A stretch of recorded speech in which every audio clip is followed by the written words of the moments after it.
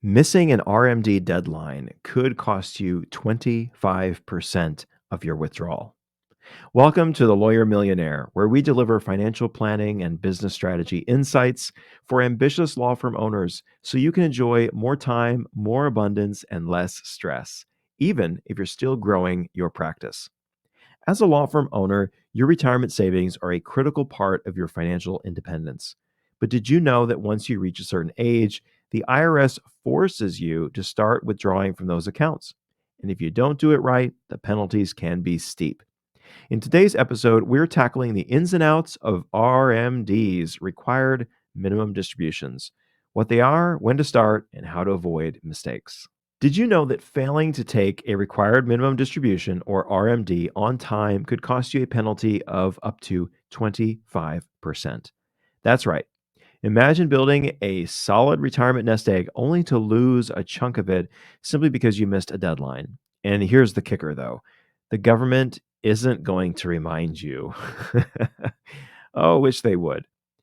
If you're a law firm owner with tax deferred retirement accounts like a traditional IRA or 401k, understanding RMDs is critical, not just to avoid penalties, but to protect your hard earned savings. In today's episode, we'll break down exactly what RMDs are, when you need to start taking them, and smart strategies to minimize their impact. So, what exactly are RMDs? Let's start with the basics. RMDs are mandatory withdrawals that you must take from certain retirement accounts once you reach a certain age. These accounts include your IRAs, your SEP IRAs, simple IRAs, and 401ks, among others. Here's why they exist.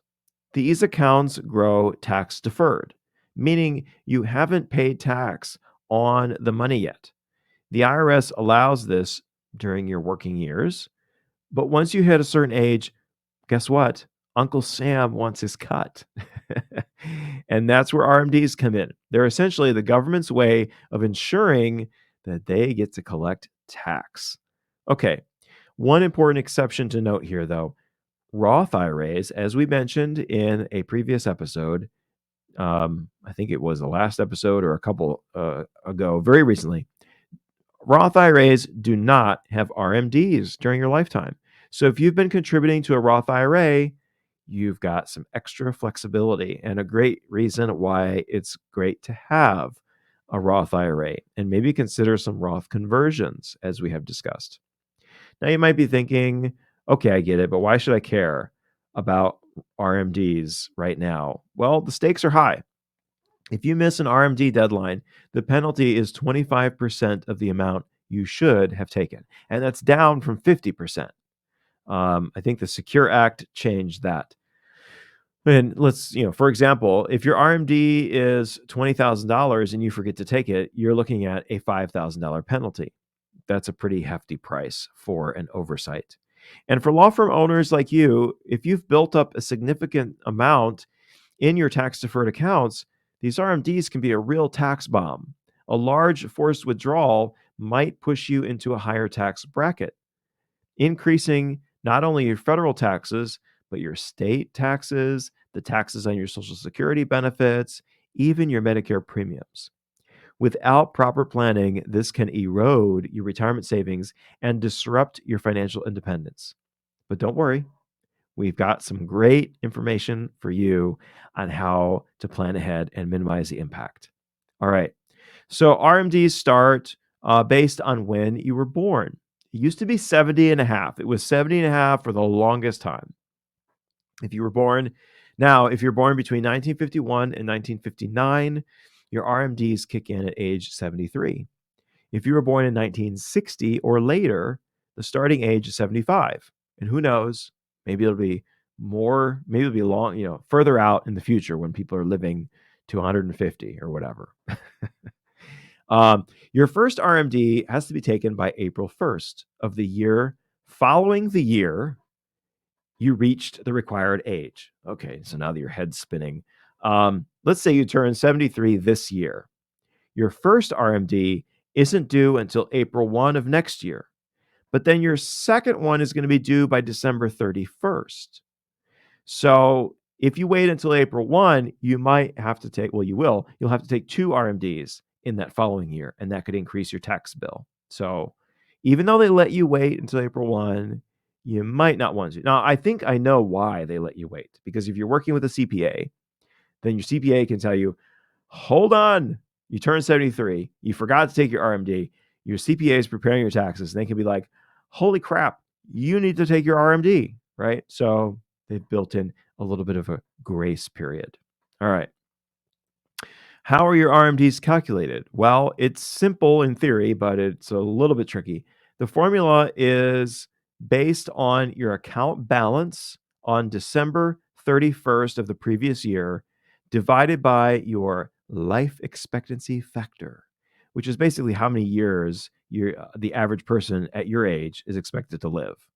And that's outlined in IRS tables.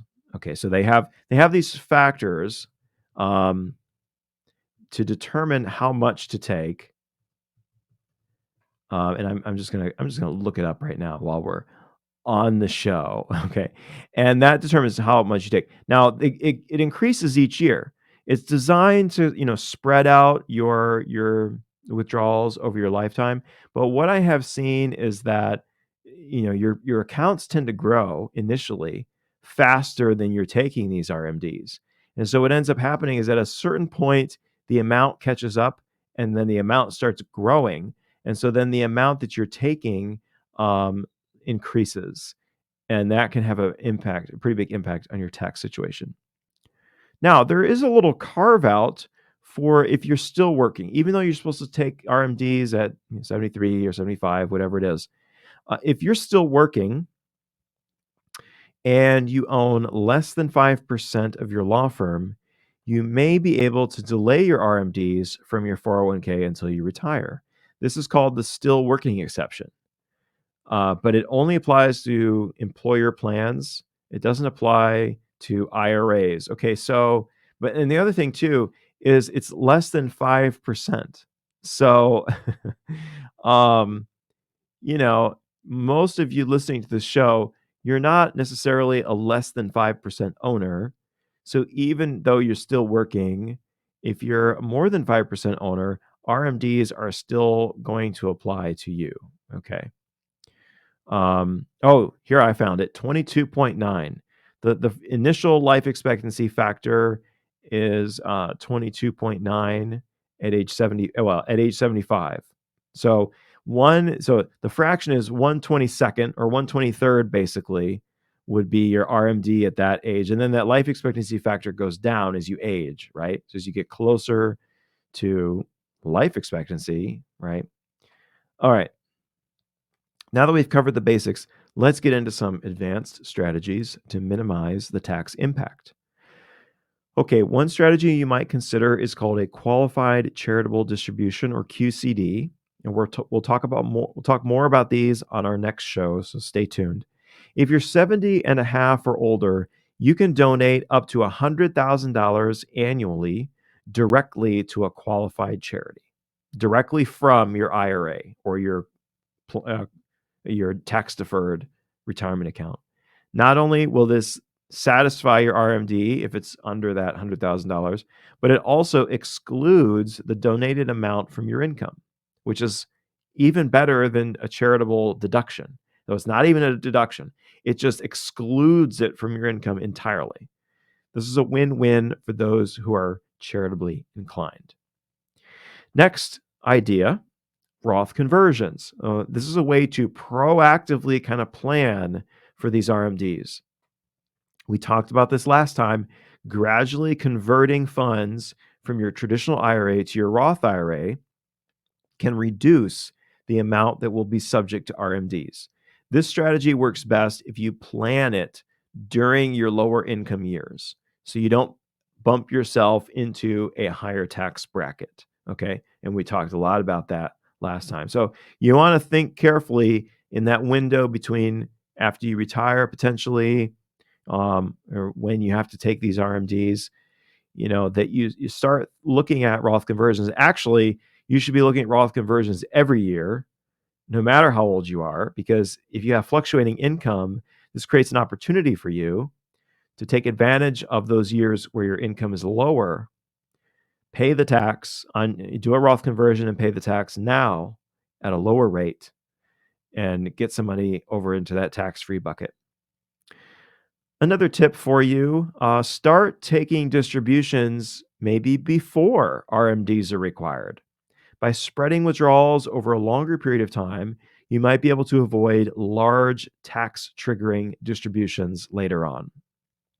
Finally, beware of the double distribution trap. And we just mentioned this, but I'll mention it again.